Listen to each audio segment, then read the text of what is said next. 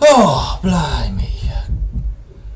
All I have heard all morning is bang, bang, bang, bang, bang, bang, bang, bang, bang, bang, bang. Honest to God. So the final whistle went last night.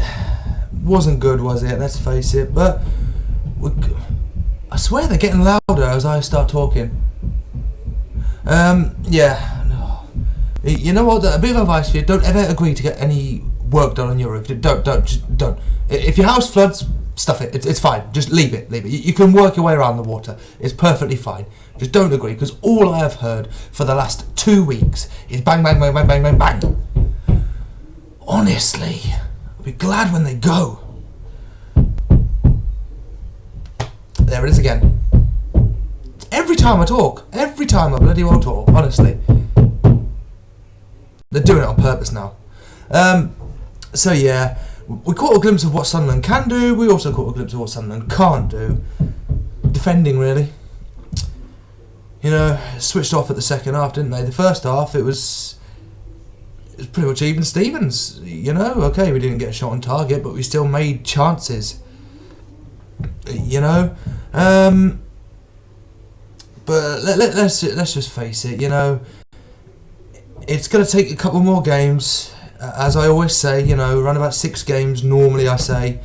Maybe it's going to take a few more, so grin and bear it. Believe you me, I'm gritting my teeth because I really want to lay into those useless excuses called football. I really do. But needless to say, yeah, it wasn't that bad. I mean, for a start, Lukaku's hat-trick should never have stood, because for the third goal he was offside. That's obvious to see in replays, to be honest with you. But nonetheless, we have to digress. We have to move on. We have to do better. We did better by far in the first half. We had the better chances. Jermaine Defoe blazing over the bar. It was unlucky. But that wasn't the be-all and end-all, was it? You know, because even Sky Sports got something right for a change. Before the game, during the game, and even after the game. And who am I about? Well, I'm on about the little 5-year-old boy. You know, Bradley Lowery. It's as simple as that. It was his day, wasn't it? It doesn't matter about the result. You know, yeah, I want to lay into the players, of course I do, but you can't, given the circumstances, you can't do that. You'd just be... yeah, I'll give you a clue. A word, and it has hole in it, you know? Because again, I promise I'm going to try not to swear on this video. You know, I tried my hardest in the preview. But again, you know, I'm keeping up to that promise for this video that I'm not going to. What are they doing? Honest to... Oh. And this going on doesn't help with the frustration. It really doesn't. But, sounds like they're going to come through the roof. Say hi.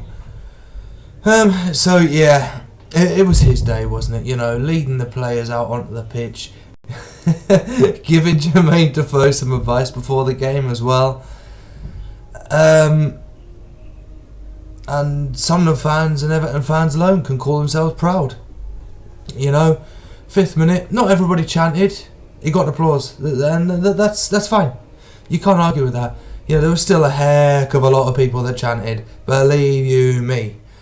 And then obviously, you know, the chant starts again on the 14th minute, randomly. And then again in the second half, you know, you could just about hear it. It wasn't as loud, but...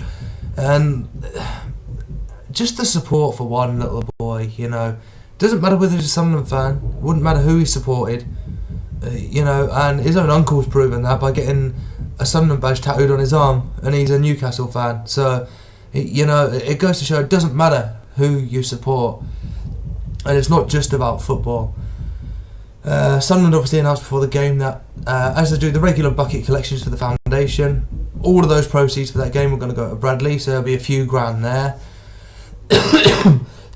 Everything that people are doing for him as well. You know, and they're coming up shy of the £450,000 mark, you know, which didn't include what other people are doing, like fun runs and things like that, you know.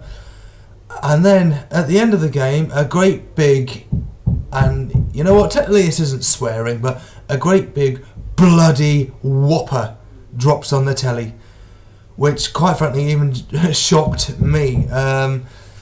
Everton Football Club can actually be proud. They've donated £200,000 for Bradley's treatment, and they're there. You add everything together, that's pretty much the funds now for the entire treatment he needs, for the upfront payment that they need, and it's just unreal.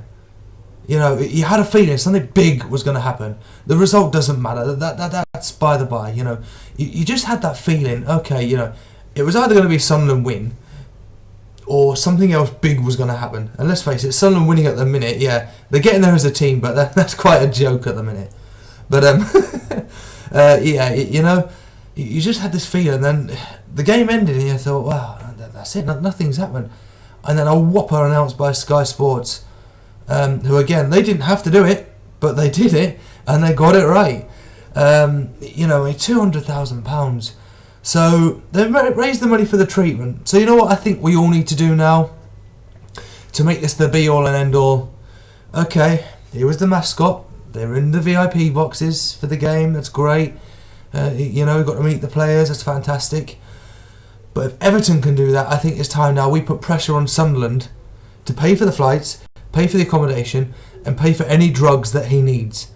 You know, bear in mind, the treatment does include a drug that he needs. What is it? P38 something. I don't know the actual number that they give it. It's one of these weird drugs that you could tell cost the bomb because they're giving it a weird letter-number ratio, you know. But they've got enough money now to get that drug, which is amazing to see. So I think it's time we put pressure on the club to pay for the flights, pay for the accommodation, and any other further prescriptions that he needs to get him better.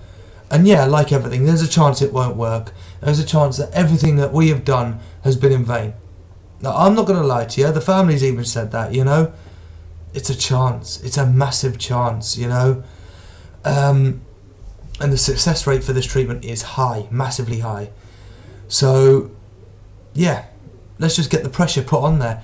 As you can tell, there's none of this moment or player of the match, you know, none of that for this one game only, because again, it's about this little boy he's there. Well, he's almost there. He's got the money there. He just needs a way of getting there now, you know, and the accommodation, which if SAFC were to match what Everton did, you're laughing. It's done. They can get in there by the end of this bloody week. You know, it'll be done. So I think that's what we all need to do now. We need to put pressure on the club to make this happen. You know, they've done a lot. I'll give them credit. They have done a lot. They've stepped up to the mark when we told them to. Now it's time to go beyond that mark and do what Everton have done.